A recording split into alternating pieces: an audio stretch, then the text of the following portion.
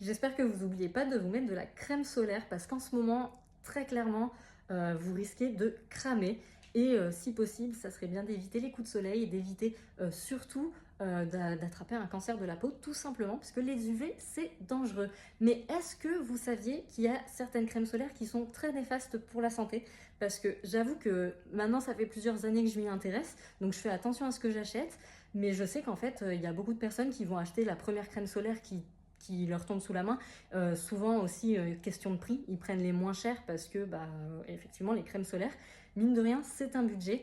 Mais faut vraiment faire attention parce que toutes ne se valent pas et il y en a qui sont vraiment dangereuses. En tout cas, elles contiennent des éléments chimiques qui sont néfastes pour notre organisme. D'ailleurs, en 2020, la FDA avait mentionné 6 filtres chimiques retrouvés dans beaucoup de crèmes solaires qu'on utilisait généralement.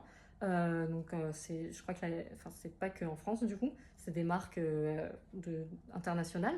Et donc ces 6 filtres-là, en gros, vous les retrouvez dans les ingrédients. Donc je connais pas les noms, c'est des noms un peu trop compliqués, je les retiens pas, donc je vous les mets en légende. Mais en tout cas, quand vous achetez une crème solaire, il faut vraiment faire attention qu'ils ne contiennent pas ces filtres-là, parce qu'en fait, dès la première application de la crème solaire, ils vont se retrouver dans votre sang. Et certains vont même rester plusieurs jours dans votre organisme. Donc c'est très mauvais parce que du coup, plus vous allez vous mettre de la crème solaire, chose qui est importante, hein, on ne met pas une seule fois de la crème solaire, ça ne va pas tenir toute la journée. Et du coup, plus vous allez cumuler ces éléments chimiques dans votre corps. Et du coup, c'est pas ce qu'on veut. Le but, c'est donc d'utiliser une crème solaire qui soit bonne pour votre santé.